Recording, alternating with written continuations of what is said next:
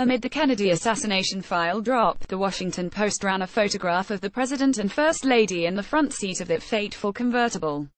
As a boy, I clipped and saved every newspaper and magazine photo I could get my hands on about that day. But had never seen that particular smiling picture of JFK and Jackie in Dallas before. And after I posted it on Facebook, I was struck by how many people who also were children when the president was killed. I was 10, can vividly recall little details of that awful day.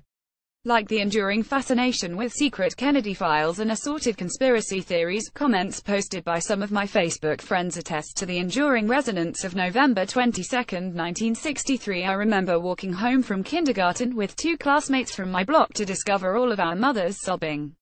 One of my early memories, I was 4 years old playing and my mother ironing and watching a soap opera when Walter Cronkite came on with the news. 4th grade, the principal put the TV on and broadcast it on the PA.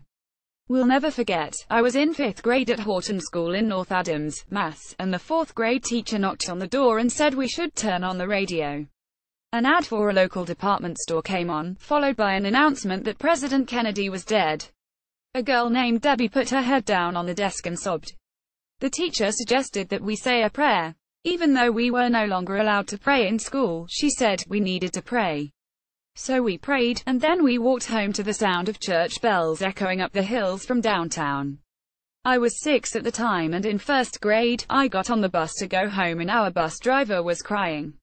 5th grade, our principal came to our classroom and took our teacher into the hall to tell her and she simply sobbed. My mom was at home glued to our tiny TV, sobbing as well. When I got home, my mother was crying as she sat on the couch giving my baby sister her bottle and watching TV. The sight of her and my father and all the other grown-ups in tears, everywhere, remains one of the most startling memories of that day, and of the gloomy, black and white weekend that followed. The seemingly universal grief was inescapable, given that our 2 TV channels were all about the assassination and an aftermath that continued for days on end. It was cold and the trees were bearing the handsome president whom my blue-collar, Catholic family of Massachusetts Democrats revered had been taken from us. I saw my dad distraught, fighting back tears, watching the funeral on TV, the riderless horse, Jackie's veil, JFK Jr. saluting in his short pants. All of the air was sucked out of our s. Sure, we knew that the communists were a menace, and that the atomic bomb loomed. We read about these things and saw the pictures in Life magazine. But until then, life had been rather good to us.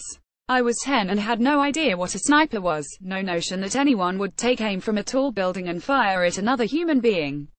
How could someone kill our president, sir, when those of us who were just kids when President Kennedy was assassinated find ourselves reacting emotionally to the release of new files, or to seeing a photograph we've never seen? We're not necessarily being nostalgic for a more innocent time. We're also remembering the day we were made aware of what growing up might entail. Published October 27, 2017, 301 AM EDT. Updated October 27, 2017, 5:15 PM EDT.